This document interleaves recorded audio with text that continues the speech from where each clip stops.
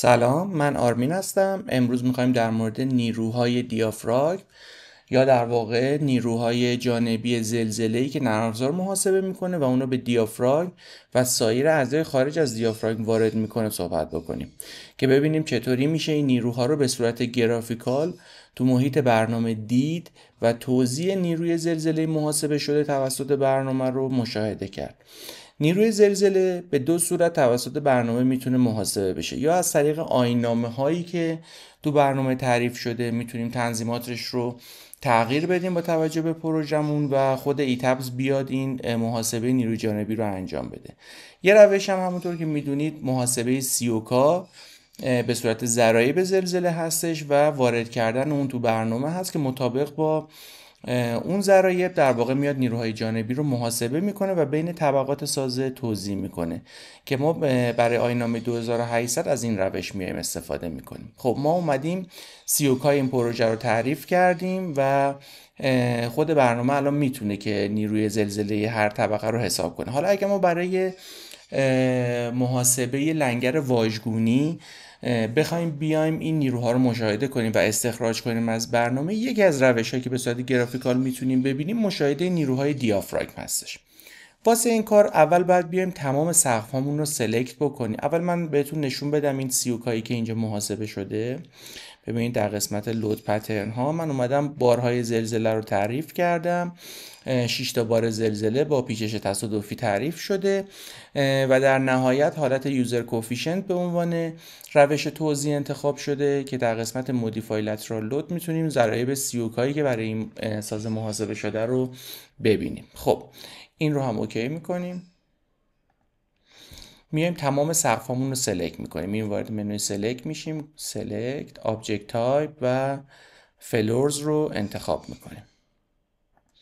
اینجا از گزینه اساین، شل، دیافراگم رو انتخاب میکنیم. خب حالا ما باید یه دیافراگم صلب بهش اختصاص بدیم. دیه که توسط خود برنامه به طور پیش‌فرض تعریف شده یه دیافراگم صلبه. همین رو به سقفامون اختصاص میدیم. الان اگه من نمای این رو به صورت سه‌بعدی بکنم میبینید که دیافراگم برای سقف‌های سازه‌ای ما اختصاص داده شد. خب برای اینکه برنامه بتونه محاسبه رو انجام بده باید ران بگیریم از برنامه تا نیروها رو محاسبه کنه با توجه به اون سیوکایی که بهش دادیم.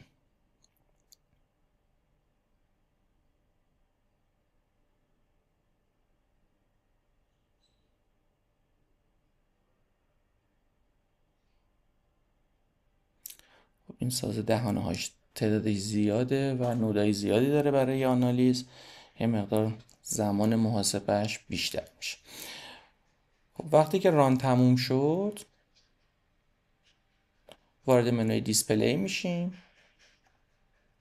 از گزینه لود اساین گزینه جوینت رو انتخاب میکنیم. اینجا تو نوار ابزار هم شورتکاتش هست، هیچ تفاوتی نمیکنه کدوم یکی رو در واقع بخوایم انتخاب کرده باشیم.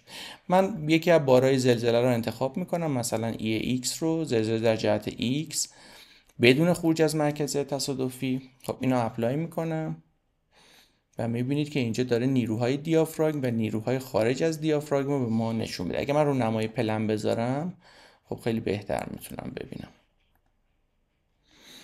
این نیروی هستش که داره به در واقع مرکز جرم ما وارد میشه، به مرکز جرم دیافراگم داره وارد میشه و این اعضام چون خارج از دیافراگم هستن نیروی جانبی که براشون محاسبه شده داره به خود این عضوها وارد میشه، در واقع به جوینت هایی که مربوط به این عضو هست داره وارد میشه این نیرو.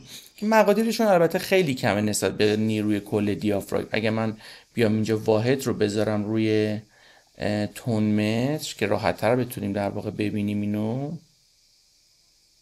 حالا مترش که برای ما اینجا اهمیت نداره چون فقط نیروش میخوایم استفاده کنیم.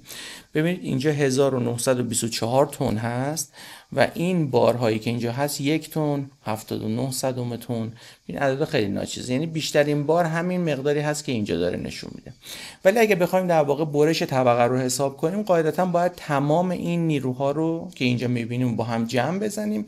مجموع این نیروها میشه برش طبقه‌ای که داریم میبینیم که الان اینجا مثلا طبقه روف ما هستش. خب امیدوارم که براتون مفید بوده باشه. اگر که سوالی هست خوشحال میشم که تو کامنت ها مطرح بکنید. ممنونم.